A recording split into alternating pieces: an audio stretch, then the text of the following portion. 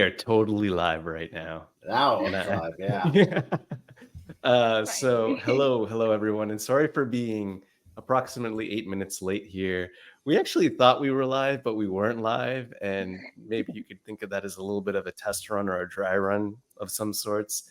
But welcome everyone. Marc, Akansha, how are you both doing today? Good. Doing great. Yeah. Awesome. So today we're going to dive into the usage of security tokens, short-lived tokens, and how we can solve the problem of using personal access tokens and not be so reliant on just having that level of data or having a set of credentials that could be leaked at some point and effectively expose you to changes that affect production. And so we've got Marc today that's going to take us through the security token service with Open Unison and how that applies to, when we're using version control systems or source control like Git, and then how that also applies to GitOps systems like Argo CD and maybe even Flux CD. Akansha, do you have anything you'd like to add? And sorry for just stealing the intro there. Oh, no worries. So people who have been following us for past few months, they know that we have come a long way on this security journey. Firstly, we started talking about the enterprise silos, and Marc even came here and showed us about how Open Unison is being used within enterprises, right? And then that was just the beginning. From there, we went on to talking about so many things. We talked about securing various dashboards like Yali, Certificate Manager, and more. We even got into the depth of authentication and authorization. So, as Marino mentioned, we just today, like we have also discussed about the security tokens over live streams and Twitter Spaces. And today we are going to go more in depth of it and discuss about the personal access tokens with Git, short-lived tokens, and more importantly, how Open Unison can be used to help with the STS. So, Marc, before we get deeper into this, would you like to give yourself intro to our audience once again and give us a brief overview of access tokens and how they are being used? Thanks, Akansha. So my name is Marc Horshing, CTO at TremoloSecurity. I've been doing identity management in one form or another for over 20 years. I've been involved in the Kubernetes world since 2015. You'll have to excuse the bit of a frog in my throat. I'm getting over a bit of a sore throat here. But let's go ahead and dive in. Yeah, before we do, go I ahead. just want to say a quick hello to Guillaume. Welcome to the stream. Hope you're doing well. I know we were working together a while back on some projects with someone named by the name of Adam, and it's interesting to see where that project went and where we are. So hello, Guillaume, and welcome to the conversation. If you have any questions, feel free to ask us. All right, I will pass it along to you. Go for it, Marc. Feel free to share. All right, so I'm going to share my window. And while we're at it, one thing that I also want to just quickly define are the things like the personal access token and what that's really used for. And when you think about it, it's kind of an alternative to an actual password because it's a string. It's a very long string that can be used to authenticate to an API for that matter. The problem is like having to remember something like an API key and then storing it, keeping it somewhere safe, and then reusing it is not very sustainable. And so the alternative, and I'd say the better alternative, is what Marc's going to show us today with Open Unison and a short-lived token. Exactly. So we're going to be using Argo CD as our example. So I've got a Argo CD deployment right here, and I'm going to start with tokens before I dive into how the STSs work and why you want to have an STS. Let's start with what a token is and why you need to be very careful with it. So I'm going to grab, I think it's the Argo. No, it is. the Argo CD application controller, right? Make sure I've got the right one. Yes. Okay, cool. So this is the Argo CD application controller. So this is the thing that talks to your Git repos when you deploy Argo. It talks to your clusters. So we're going to be managing multiple clusters here from a single Argo CD, and we want to do it securely. So the first question is, what does that even mean, right? What does securely mean? What are tokens? Why are we even talking about this? So whenever we talk about access tokens, something to remember that's really important is that tokens are what are called bearer tokens. They are very specific to your environment, but they're also like a ticket to an old-fashioned tickets to whatever your favorite sporting event is, right? You go to a baseball game, you buy a ticket from the box office, it's printed on a piece of paper, and if somebody snatches it out of your hand and runs into the turnstile with it, that's it, right? Like you've got no recourse. It's not bound to anything in particular. And that's the way personal access tokens work, whether you're talking about GitHub or GitLab, doesn't really matter. Really tokens from anything. So here, let's take a look at the Argo token. So every pod token. So every pod runs with this thing called a service account token. Now, yes, you can. I'm actually going to make this a little bit smaller. Maybe that'll make it. There we go. So there we've got everything. So this token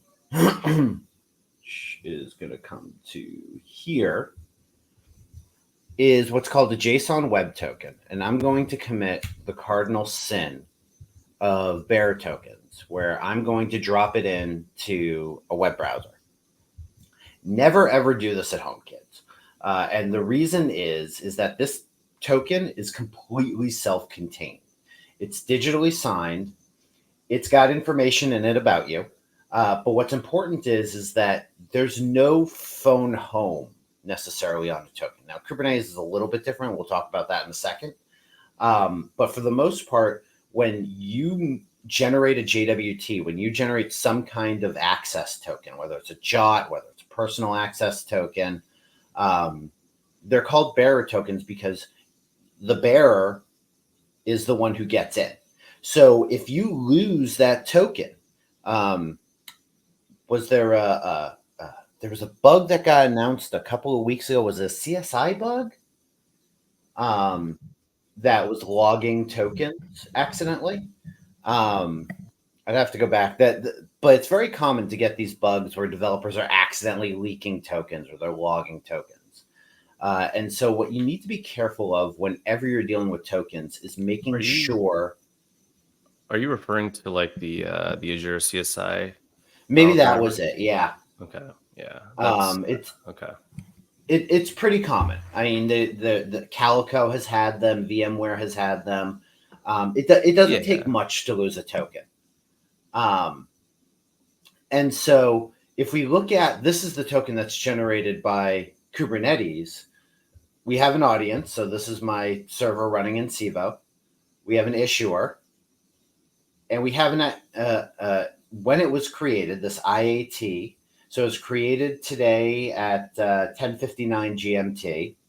And it's good until tomorrow, 10:59 GMT. So that means this token is good for a solid 24 hours. Imagine the havoc you could cause if you had a token that was highly permissioned for 24 hours, right?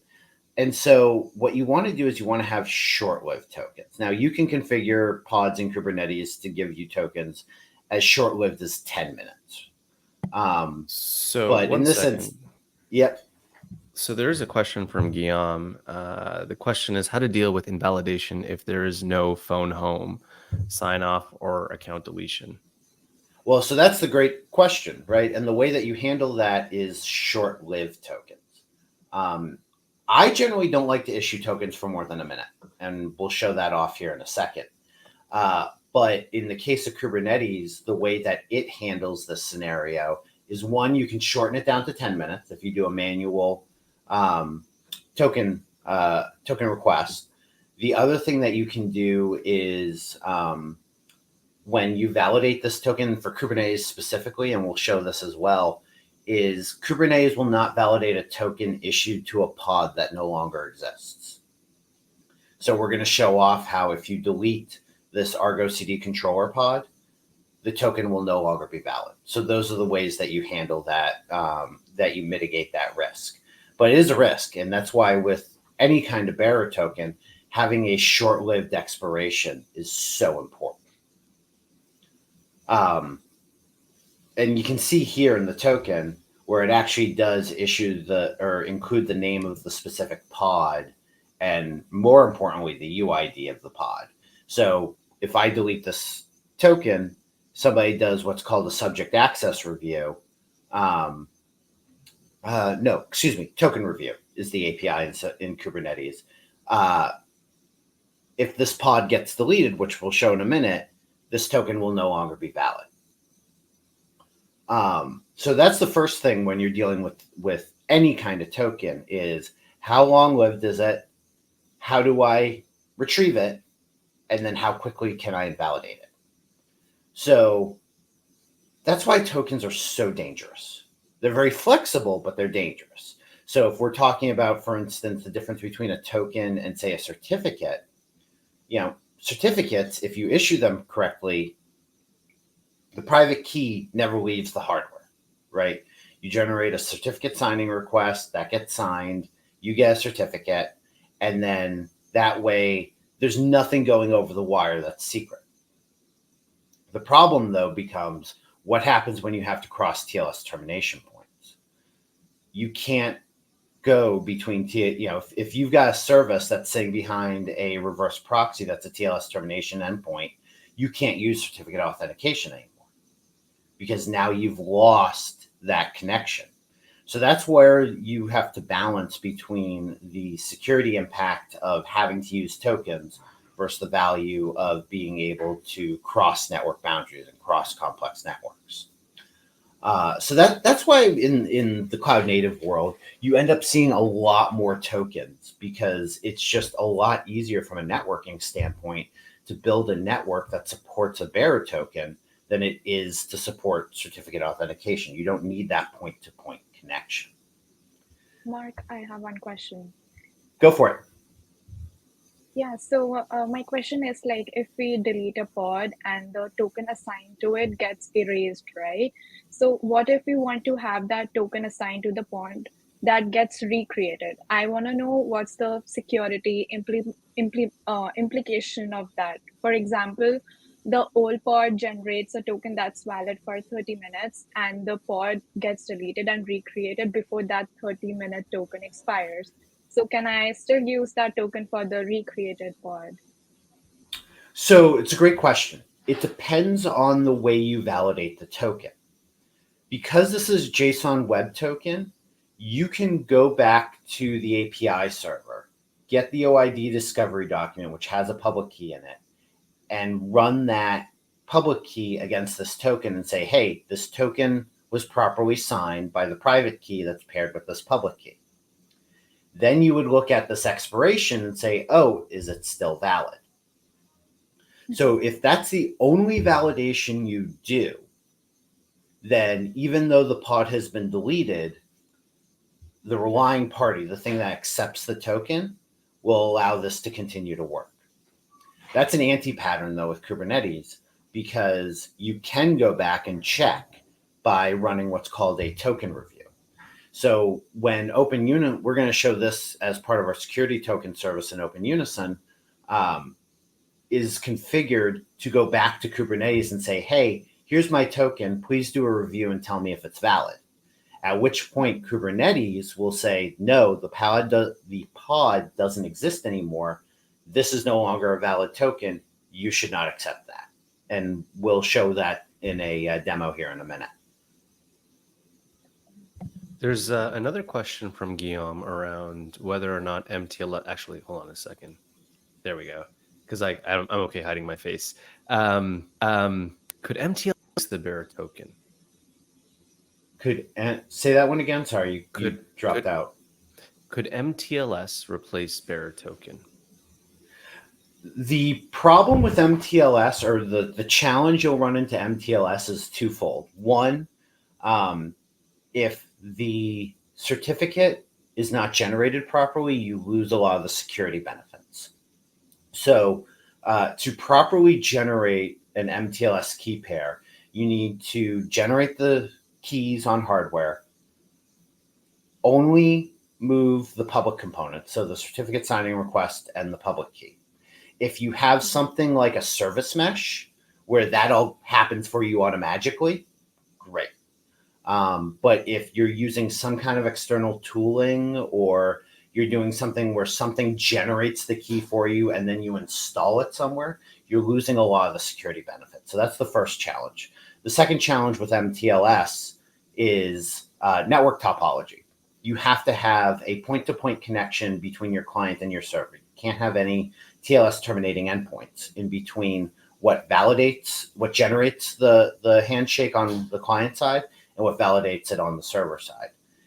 If you do, then you've got to transition to something else, right? So like if you're talking about a service mesh, so we're talking east-west, that's not that big of a deal because the distance between your TLS termination points is very, very small. It's from the pod to, it's from the sidecar or the ambient mesh to the running process. So it's very small. The likelihood that something's going to happen there is very, very low. However, if your TLS termination endpoint is, say, a reverse proxy that is sitting in front of your ingress controller, now you have a much greater distance in between where bad things can happen. So the reason why, especially in DevOps, I think you get a lot more bearer tokens than MTLS is the network topology is just a lot harder to design for north-south, being able to go across clusters and across services with MTLS versus with a bearer token. It doesn't matter how many network TLS termination endpoints you go through. So my question to you, actually, as a follow-up to that, you mentioned something about the network reachability piece. What happens when you start doing cross-cluster stuff where you have multiple clusters, and in the lens of service mesh, the way this happens is you actually have to create a common trust boundary. So you have to have a common CA across all. So you have effectively every single component of every cluster, every single service in each cluster trusting everything else, almost like an end-to-end like mapping or relationship, I should really say, and then relationship of what's going on. How do you address that particular concern? And could maybe Open Unison do it better and address it differently? So that's a great question. That's where we're leading to, is how do you cross those boundaries? How do you cross those, whether it's a cluster, a service, how do you cross those identity boundaries? And there are two ways that you can do it. The first way is what you just mentioned, some kind of global trust framework, right? So whether you're talking in service mesh, you've got a common CA so that everything trusts everything else. In the token world, or I guess the larger DevOps world, you've got the Spire project, right? Using the Spiffy specification, where you have this common identity provider that generates tokens for everything. So it generates tokens for your pods, it generates tokens for your services, it generates tokens for your clients. You have one system that's generating tokens for everything. And so that creates your global trust, but you're still establishing a global trust. And that's great for homogeneous environments that's an option for. That might not be an option though, because let's say you are talking across clouds. Let's say you are talking across different systems or different services where you don't have the ability to integrate that centralized identity provider. So that's when you get into the idea of a security token service, where you say, okay, I've got this token that identifies me. I need a token that identifies me to that thing over there. So in this context, we're saying I have a token from Argo CD that's good for my cluster, the cluster that's running inside, or that Argo is running inside of. So here's a actual kind of layout of what my clusters look like. So here we have the control plane where Argo is. We want to be able to push some changes from our Git repository into our development cluster, which is running a different Kubernetes cluster. So there's no Spire here to be able to issue common tokens. If you're running in a cloud like EKS or AKS, you could rely on your cloud's IAM to generate identity and validate it. The kind of challenge with that then becomes, one, you're bound to the cloud, right? So you've now built a system that is bound to a single cloud in particular. And, clouds are like Kubernetes clusters and potato chips. You can't have just one. Pretty much every large enterprise out there has multiple clouds. So that's the first question. Then the second question becomes, well, what if I'm not running in a cloud? What if I'm running on-prem, or the cloud I'm working on doesn't provide a Kubernetes level IAM? So then you have to ask the question, how are you going to bridge that gap? So that's where the idea of a security token service comes in, where Argo says, all right, here's my identity. I have it issued to my control plane cluster. Open Unison, please give me an identity that I can use with my development cluster. And so the way that you would do that without an STS is you might go to the development cluster and generate a service account. That generates a service account token, but that token either doesn't have an expiration or it's got a very, very long expiration. And so if something leaks that token, you're now in a scenario where somebody has access to your development cluster, and your only recourse is to completely rekey the entire cluster or to delete the service account, try and recreate it, depending on how you generated that token. So that's bad. Like that's not something you want to do. And I'll say, like, this exists with MTLS as well, depending on how long-lived your certificates are, because Kubernetes doesn't know how to check a revocation. So at least half a dozen times a year, if you're looking at the SIGAUTH channel in Slack, you'll get someone who's like, hey, we lost our master certificate and somebody got it that shouldn't have. Can we invalidate it? And the answer is no. Kubernetes has no idea how to do that. So ideally what you want to do is kind of going back to what are the risks when working with tokens is generate a short-lived token. So what we're going to do is we're going to show how Argo CD, when it wants to talk to this development cluster, is going to take its issued identity from Kubernetes, ask Open Unison, say, hey, Open Unison, can you give me this identity for this development cluster that I can use? Open Unison will then do a token review request against the control plane to make sure that that identity is still good. So back to Akansha's question of, well, how do you protect against an identity issued to a pod that no longer exists? That's how you go back to the API server and say, please validate this token for me. Then, Marc, sorry. Yep. Oh, sorry to jump in, but I had one question which this is brought up in my mind.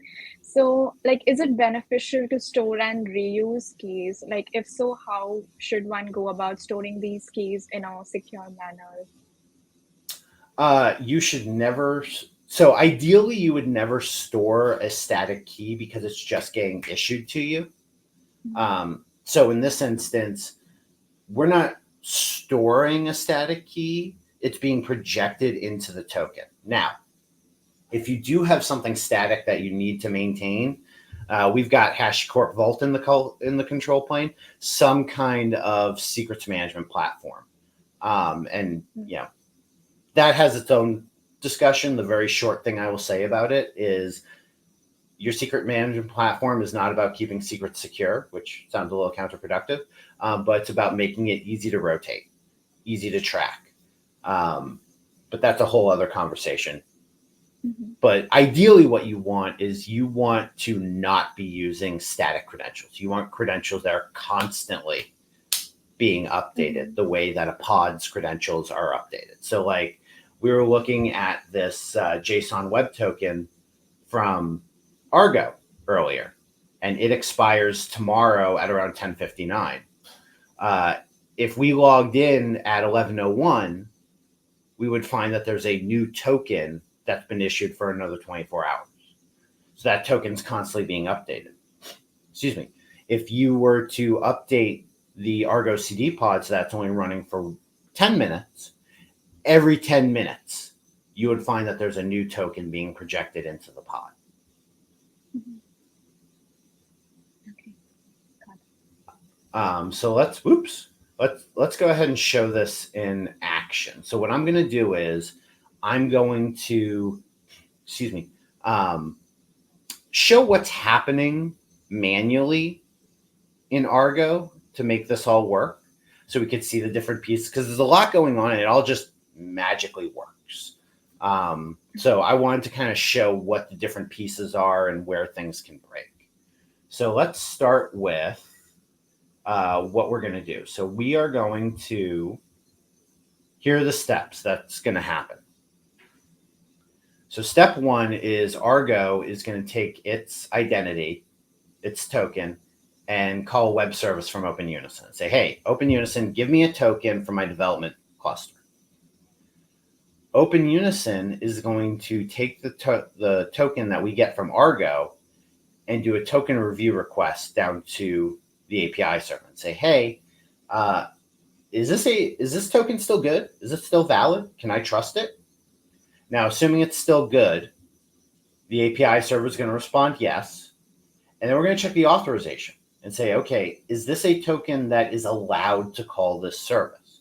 Because if I have the ability to call any service I want without an authorization, anybody in the tenant could, in the cluster could generate a service account. So we want to make sure that it's only happening for the right pod. As an example, let's say somebody were to breach Argo CD. Let's say there was a bug or something, right? They were able to get into the Argo CD pod. They could not use the Argo CD interface pod token to call this service, because OpenUnison would say, wait a minute, you're the wrong kind of token. I'm not going to accept it, even though the token itself is perfectly valid. So you want to have that authorization step in. Once we've done all that, we're then going to generate a token. Now, what's important to note here is that our remote cluster is registered into OpenUnison. So OpenUnison is now the identity provider for that remote cluster. So OpenUnison can generate a JOT that remote cluster will trust. So in this instance, we're using KubeOIDC proxy to do that, because the clusters are all running on CVO, and you can't do OIDC with clusters running on CVO, which is true of most public clouds. Starting in 1.30, Kubernetes does support multiple issuers. So it'll be fun to see that kind of roll out. But until then, we're using KubeOIDC proxy to do impersonation into the API server. So KubeOIDC proxy is trusting our OpenUnison. So OpenUnison generates a JOT for 1 minute that is going to be trusted by our development cluster, at which point Argo will then use that token to talk to our downstream. Now, the mechanism that Argo is going to use to kick this process off is a plugin system for the Client Go SDK for Kubernetes called a credential plugin. So the nice thing about that is it's all transparent. Like, I didn't have to configure Argo. Like, there's no like Argo plugin that I had to give it. In fact, I'm going to show it to you. It's all bash scripts. So it's really amazing how flexible you can be with Kubernetes clients when they're built against the standard SDK. So let's start having fun. So we've got this token over here, right? And the first thing I'm going to do is show what it looks like to actually get a a remote token. So we're going to use our Argo CD token to do that. So I'm going to stop sharing this window. I'm going to go back to StreamYard. And I'm going to figure out how to use StreamYard. There we go. Window and here. Share. Can you all see my screen? Yep. Okay, cool. So what we're going to do is I'm going to flip back over I'm wondering here. if you could maybe increase the font size just a little bit, just for our viewers. There we go. Is that good? Okay, yeah, cool. That should be better. All right, so I'm going to come back here. Where did my gwt.io go? Here we go. So the first thing I'm going to do is I'm going to push our token into temp OU token. All right, and then make sure I don't have this export to config to make temp. So I don't have access to anything right now, right? I've got this empty configuration. There's nothing in there. So what I'm going to do is I'm going to create a kubectl configuration file that is designed to work with this setup. And we'll walk through what each of these steps does. So the first thing I'm going to do is create a credential. So the credential inside of kubectl, so this is where you might set up your OIDC configuration as an example. Here we're using an exec plugin, a credential plugin. So if I do cat kubeconfig, might be a little easier to read. So this is the result of what this command did. And so instead of embedding a token directly into the configuration file, what it said was, okay, you're actually going to run a command to generate that config. And that command is going to take the host that the remote cluster is running under, the name of the remote cluster inside of Open Unison, and where you're storing your token to be able to access it. So this is the token for Argo CD. This is not the token that we're going to use on the remote cluster.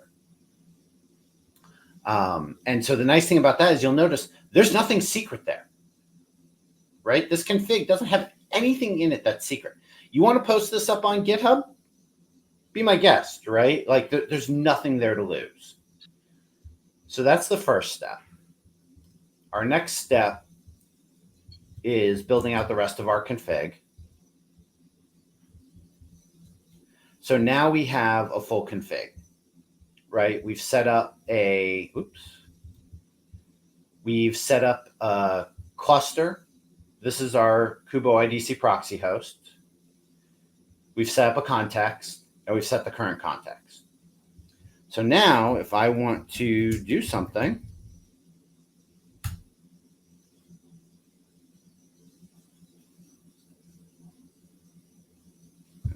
uh-oh, did I do this wrong?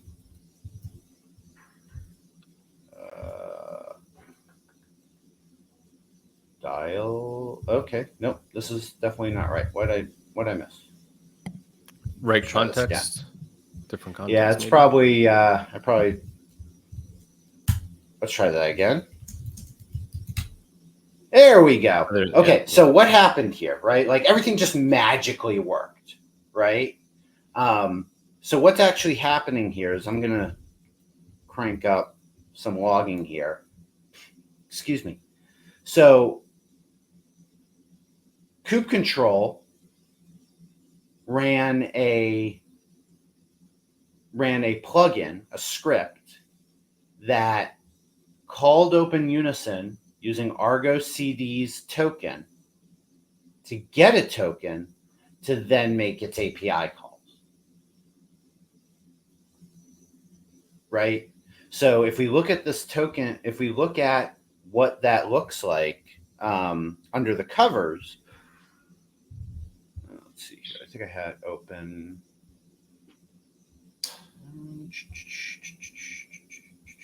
Here we go. So this is what that script did. And there's not a lot here, right?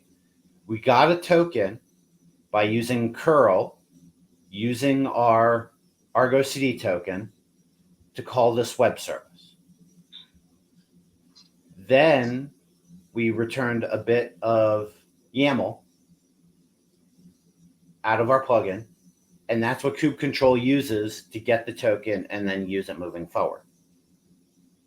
So we're using the machinery that Kubernetes has built in, right? We haven't done anything to, like, we're not using a custom kube control binary. We're not using a custom plugin from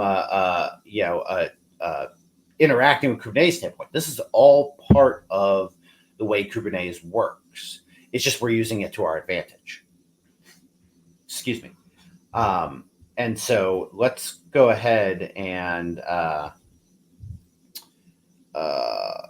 wanted to show off what's going on here. So we're going to do this. I think this is how this would work.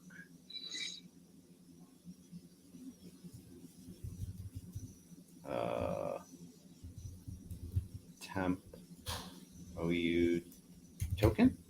Oh, wait. That's what it is. There we go. This should work. Yes. So this is what that command line is doing.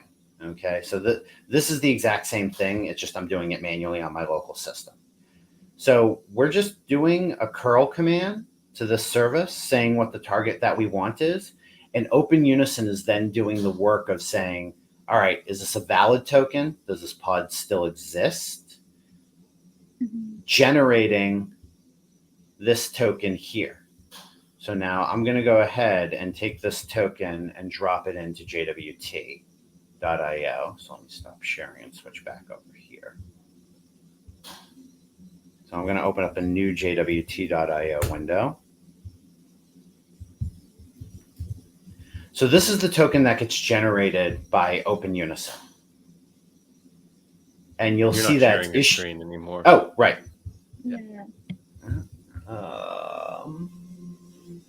There's StreamYard. Present. Share screen. Window. Here we go. And then all right. So here's the JWT that we generated. Here's the important part, the payload. The issuer now is Open Unison. So if we come back here, this is the original token that Argo CD used. Our issuer was Kubernetes. Now our issuer is Open Unison. So we've transitioned from using a Kubernetes issued token to an Open Unison issued token. The audience is our remote cluster. This is the Kubo IDC proxy that's running. Whereas if we come back here, which is our Kubernetes token, the only one that should be accepting this token is the API server, right? And then finally, we've got our initiated, so 1214, that was a couple minutes ago. If we look at the expiration, 1215. So this is going to expire in a couple of minutes. So it won't be useful. Okay, so if we just wait a couple of minutes, this token is useless at this point. Exactly.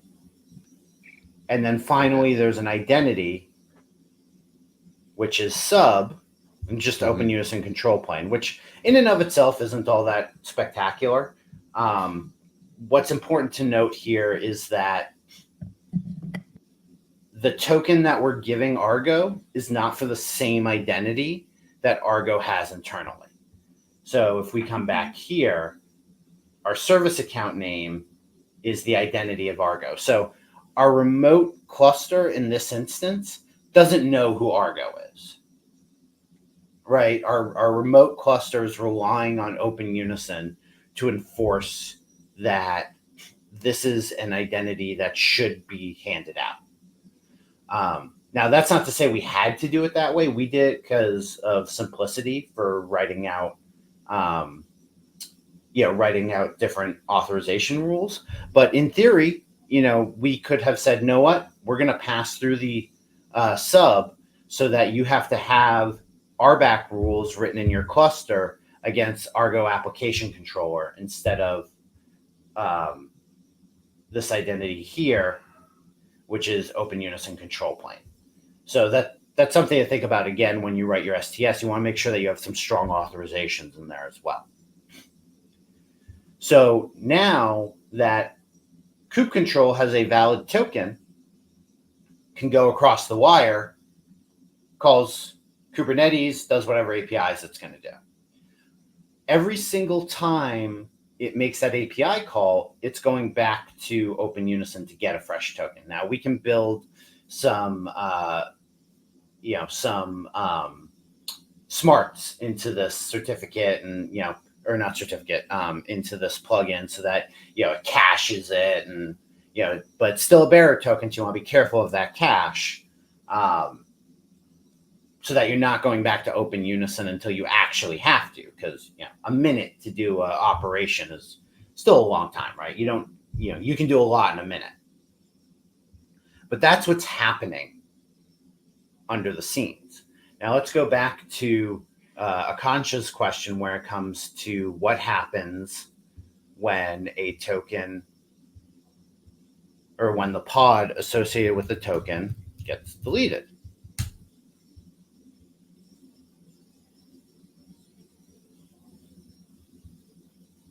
I'm going to go to my control plane. Let's go over to Argo. Excuse me. So application controller, right? Yep. So let's go ahead and delete this.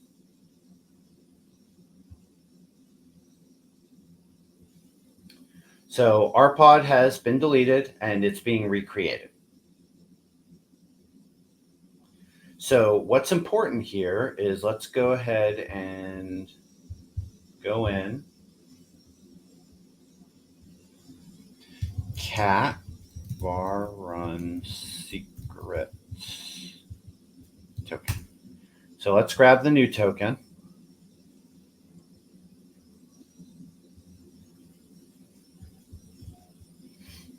And let's fire up a new jwt.io. Whoops. And that, kids, is why you don't handle bearer tokens manually. All right. So, so here's our new Argo CD application controller. And what I'll point you to is that the name of the pod has not changed, right? Because it's stateful set. So you've got consistent naming. So if we come over here, we'll see that it's Argo CD application controller. Argo CD application controller. So the name hasn't changed, but the UID has, because every pod gets a unique ID. So even though the name is consistent with the stateful set, the UID is different. The service account, the name changes. I actually don't know. Does the UID change? No, the UID doesn't change because the service account hasn't changed. Right? Now, here's the question. If we go back, what happens to trying to talk to Open Unison? Because our token is still good from a JOT perspective, right? It doesn't expire until tomorrow. So if I just validate the token against the certificate, it'll work. But if I submit a token review request, it'll fail. So let's go ahead and stop sharing. And let's share. Nope, not settings. So why does that fail? It will fail because the pod that it's associated with no longer exists.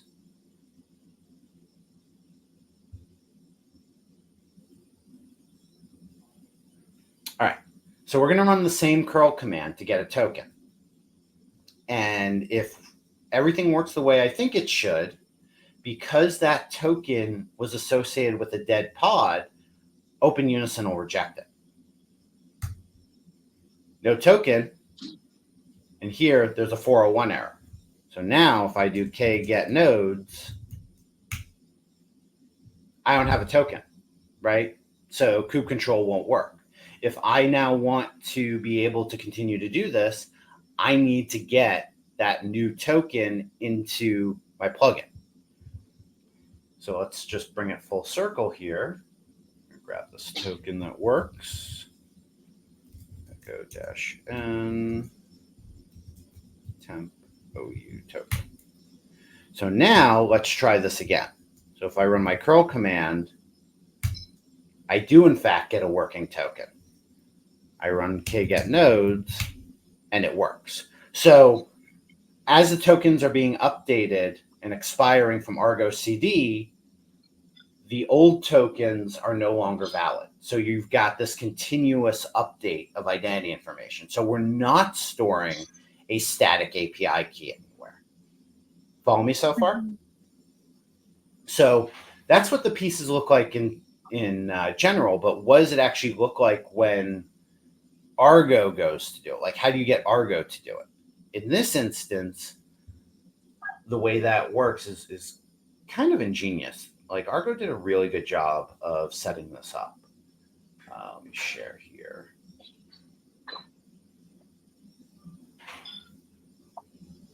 There's also a question from Siddhant. His question is, I'm curious to understand how Open Unison is handling refresh tokens. How long or short-lived? We know it's 1 minute in terms of how long those tokens live. But in the sense of a refresh, what does that process look like? That's a great question. So this particular process is not issuing a refresh token,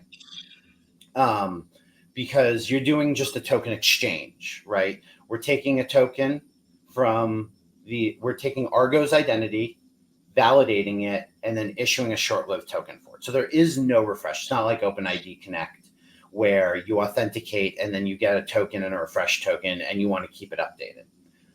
So for this particular process, there is no refresh token. However, it is a good question, because when we work with tokens internal for access, and we can actually show that off here a little bit. So I'm going to go ahead. Let's show how this works.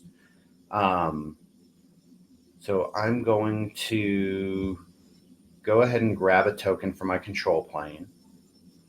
Are you sharing? You're not sharing your screen anymore. I am not yet, no. So let's start with this. So let's say I want to get a token for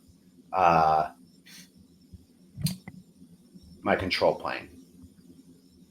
So I'm just going to grab the tokens, and then I'm going to go to share. I'm going to stop sharing. And then I'm going to go back to my code window. So I'm going to go ahead and create a new shell.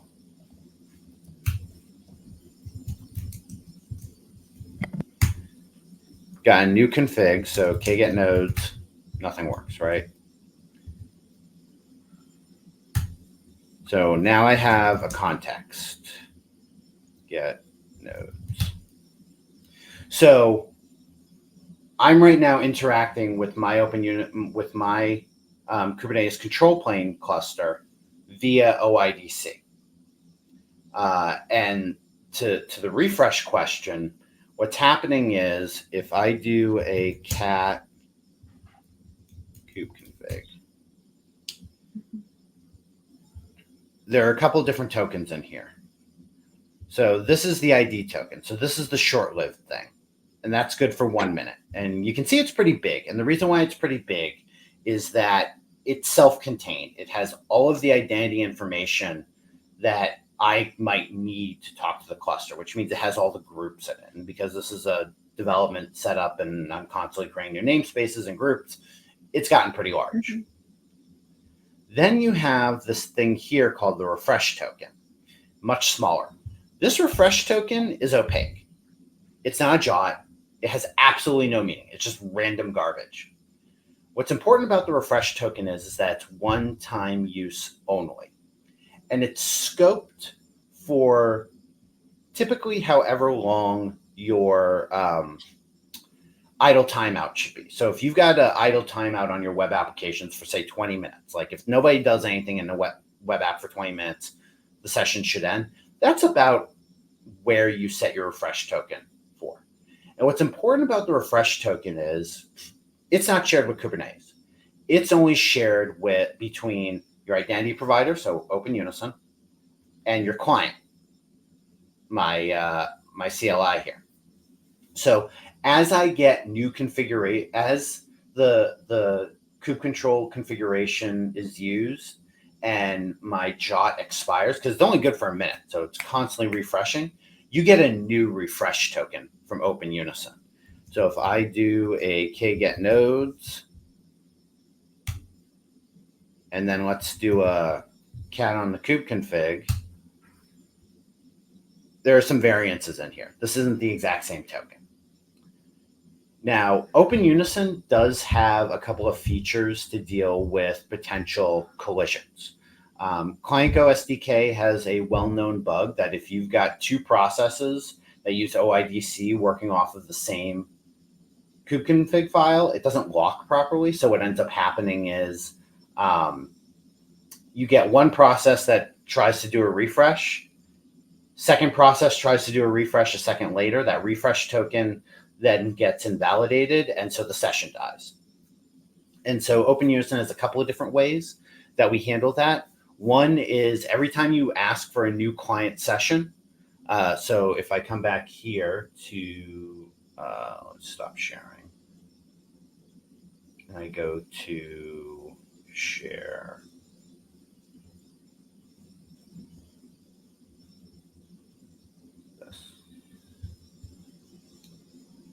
So every time I refresh this screen to get a new token, the tokens actually change, right? You can see from the refresh token that's changing. So you can generate multiple kube control configuration files for the same session. So that's option one. Option two is you can actually configure Open Unison to have a grace period where you can say, you know what, for 10 seconds, just enough time for these processes to be in sync, we'll accept an old refresh token. So, depending on your risk tolerance and how you want to handle that, there are different ways that Open Unison can make that a lot easier for you. But we really focus on making sure that the tokens are short-lived. And then once you log out, and this is where the magic happens. So I'm going to go ahead and log out. And let's switch back over to... Well, first thing that happens is terminal session dies. Yeah, go ahead. Yeah, so if I go to my dashboard, it stops working, right? I got to log in, and then if I'm going to go over to, I go to share.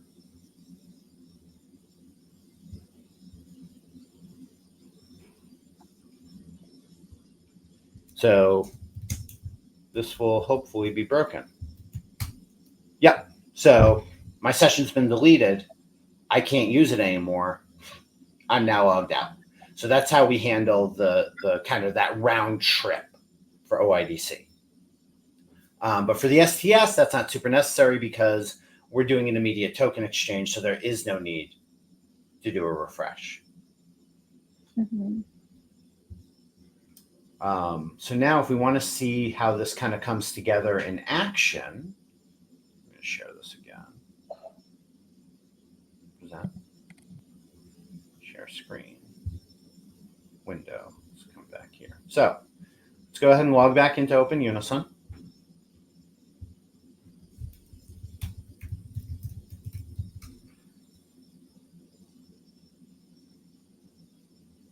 Not now. And let's go into GitLab.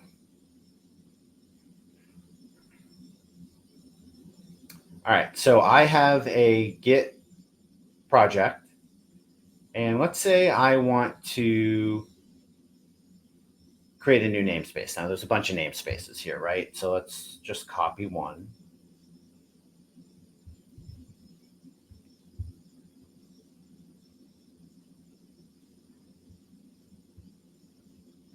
So let's go go ahead and here we go. So we're going to create a new file. And we're going to call this test 25. Right? Not super important. But before we do that, let's go ahead and log into Argo CD. And you'll notice everything's integrated via SSO. So it's all tied together. It's just one seamless environment. Now we got a lot of stuff in here. And the important thing is these namespaces. So let's go ahead and do a commit.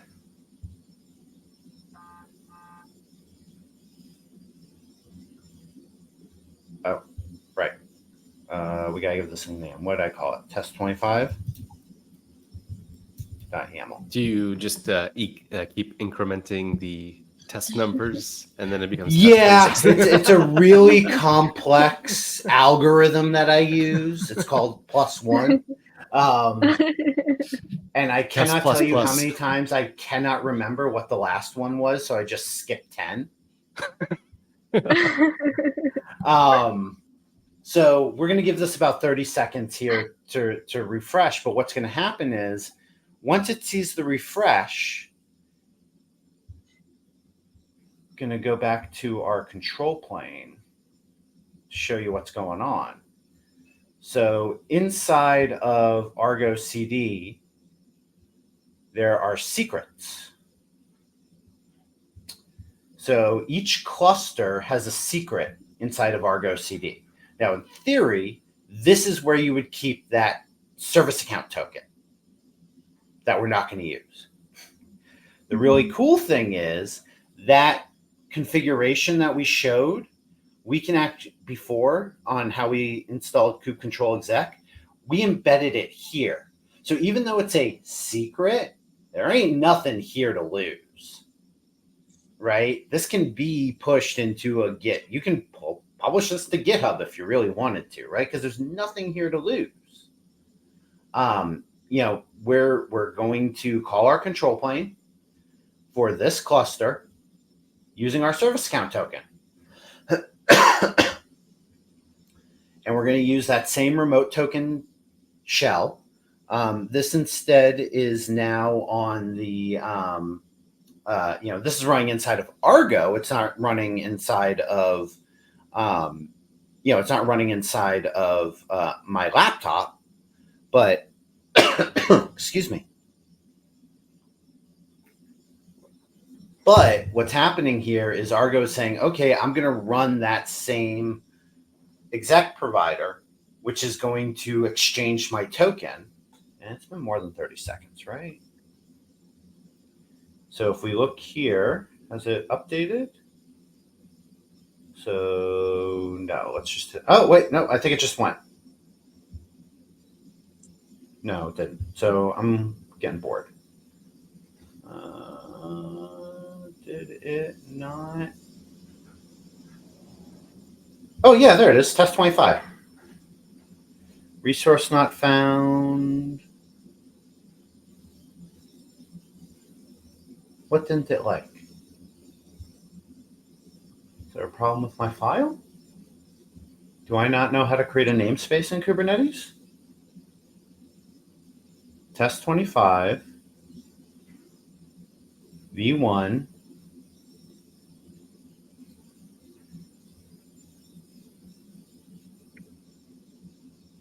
What did I do wrong here?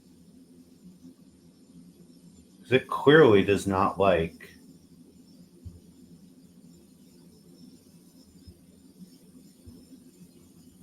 Let's see here. It says that it's synced. Let's go over to our control plane, Kubernetes dev. Let's go to our dev dashboard.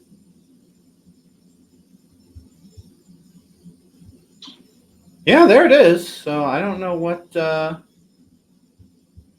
Argo's complaining about because it clearly synced. Yeah, there it is. Matt Mosley for demo.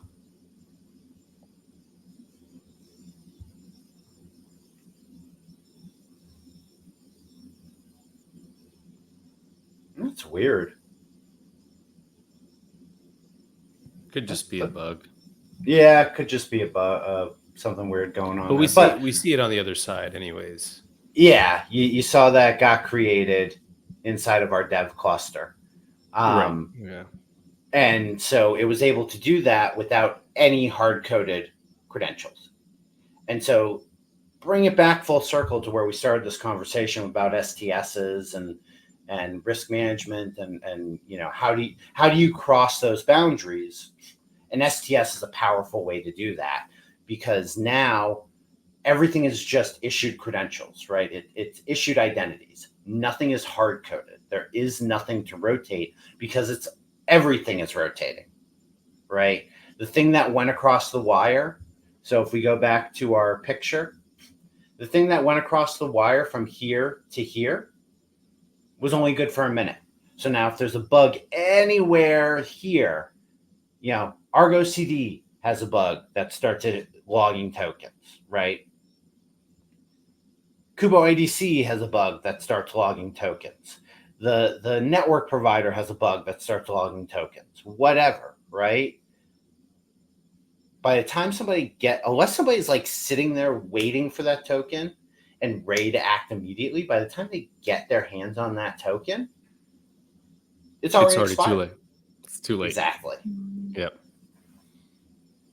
So let me ask you this, right? So we have GitHub, and GitLab probably has an equivalent of personal access tokens. There have been a few companies that recently discussed their own, I guess, approach to STS. Have you had a chance to maybe dive into some of that, and do you have any thoughts? And have you had the opportunity to reflect on maybe things that might be good about it or not so good? I'd love to hear your thoughts around that. Yeah, I mean, I think the big thing that you get when you look at something like an Open Unison versus a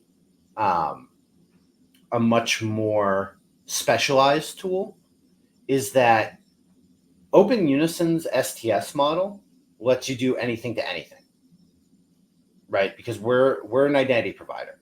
So we support GitHub, right? We support GitHub apps. We support GitLab. We support, certificates. So let's say you wanted to do, instead of a Kubernetes token to another Kubernetes token. Let's say you wanted to do, let's say you're using Cert Manager to generate certs for your pods, and you want to use that identity to talk to GitLab to get a GitLab token. Sure. You configure Open Unison to say, I'm going to validate the certificate. Instead of validating a token, I'm validating a certificate. And Open Unison does support CRLs. So we can go back to your certificate generation system and say, hey, is this thing still valid? Right? Validate the certificate, perform the authorization, and then generate a token from GitHub. And now you get that same flow, right? And you're using that same system where you are able to generate that short-lived token. So that's really the nice thing about the way Open Unison does it, is you're not constrained to a very specific use case. You can use it across your entire infrastructure. As long as it's something that Open Unison knows how to talk to, it'll work. So like in the book, in Kubernetes Enterprise Guide, we use Active Directory as an example, right? Service accounts in Active Directory to be able to talk to Kubernetes. Yeah. Mm-hmm. Enable Kerberos. Yeah. And that one we're using passwords, but let's say you've got Kerberos enabled. Open Unison knows how to talk Kerberos. So you could have your service account use Kerberos and a key tab to talk to Open Unison to generate a token for Kubernetes, and then log in and use Kubernetes that way. So there's a lot of flexibility in the way Open Unison does that. That's really cool. But I also want to know, what are some of the other solutions that might exist out there, and what are some of those challenges or flaws that they have that may make them not so ideal? So you've got on the pure identity side, you've got Dex and you've got Keycloak. Both have security token services. I think the challenge there is that they're kind of constrained to the way that there are standards around these things, but the standards aren't really well fleshed out outside of like, they're really more designed for API to API communication. They're not really designed for DevOps infrastructure work. So they can be really constraining. So that's probably those larger issues, or those more constraining side. ChainGuard released Octo recently, and that's just really specific, right? That's OIDC to GitHub. So if that's the only thing you need to worry about, then great. But in a heterogeneous environment where you've got GitHub, you've got multiple clusters, now you're maintaining multiple systems, and that to me is just extra work, and that can get dangerous. So why not just have one system that does it for you for all of them? I love it. I like the call out to Active Directory too, because that seems to be a very recurring theme across a lot of enterprise environments. And actually, yesterday I was at a meetup, the NADOG meetup, which was in Toronto. And one of the conversations that came up, I was actually talking about reliability, but we started talking about logins and actually login fatigue, and how SSO really helped with that dimension of like, so folks didn't have to remember so many different passwords and usernames and whatnot. But then it also came up, like the conversation around how token exchange came up as well, and how some of those identities, like in Active Directory, actually get translated into those short-lived tokens for a temporary basis or for some sort of authentication mechanism. So, to those that are actually watching this, right, if you're using Active Directory today too, that's a great starting point for being able to just take advantage of what Open Unison has to offer. But not only that, like it's not specific to Kubernetes either. If you're in the cloud space even, and you're really rethinking some of your identity access and management policies and approaches, Open Unison might be the way. So I think that's all you've got to show us, right, Marc? Yeah, unless there's some questions, if folks want to see anything else. I don't have any questions. I just want to say a quick hello to Ashwin. Thanks for coming by. Akansha, any thoughts or questions on your end? No, like no questions, but like it's interesting to see like how different tokens were handled by Open Unison and all the things that engineers need to keep in mind, like when they are building their systems and everything. So that was nice. Thanks, Marc, for like showcasing your product and all the use cases which it offers. Yeah, fantastic. Marc, any final thoughts before we close off for the day? Short-lived tokens. Short-lived tokens. It's going to be on my tombstone. Short-lived tokens. Short-lived tokens. It's the name of the game. All right. Exactly. Well, thank you very much. I will also drop a plug if you're interested in seeing the code for the demo and how we built all that. It's all in GitHub. So Kubernetes and Enterprise Guide 3rd edition is going to be coming out, I think, in August, maybe September. I'm not sure if they've pushed it back yet, though. And that entire build out that I showed you is all included in the last chapter. So if that's something that you're interested in, how those pieces all fit together, go ahead and pre-order on Amazon. Awesome. Could I, is there a GitHub that I can link? I think I found it, or I might have found it. Or is this the work in progress one? Let's see here. It's going to be Packet. Hold on, I can grab it for you. Yeah, I think I'm looking at the right one then. It's this one here. Where'd Stream go? Send it to you. Cool. Yeah, that's the one. Yeah. Awesome. So that's got all the code for how we built it out with Pulumi. We use Pulumi as the IAC tool to build out the 3 clusters. It's running on Civo Cloud, but should work on anything. And then the book itself will actually talk through how all that integration works, because you've got a lot going on there. So grab the book and enjoy. Fantastic. All right. Well, Marc, thank you so much for coming aboard this this stream, for actually hopping on the Security Token Express, I should really say. Exactly. So we hope to do some more of these. We'll be reaching out, and we'll actually be announcing some more streams. We've got some to talk about Kiali and how we authenticate into Kiali with Open Unison. We're also going to revisit some of that pipeline security as well, and then also discuss the namespace as a service technology, because I think there's a lot to say about namespace as a service, and specifically like the approaches that we've seen over the years and how it's evolved into what we do today. So really looking forward to that. Marc, thank you again. Akansha, thank you for being a gracious host and showing up here. So thank you all for joining today, and we'll see you all soon. Take care, everyone. Thanks. Bye.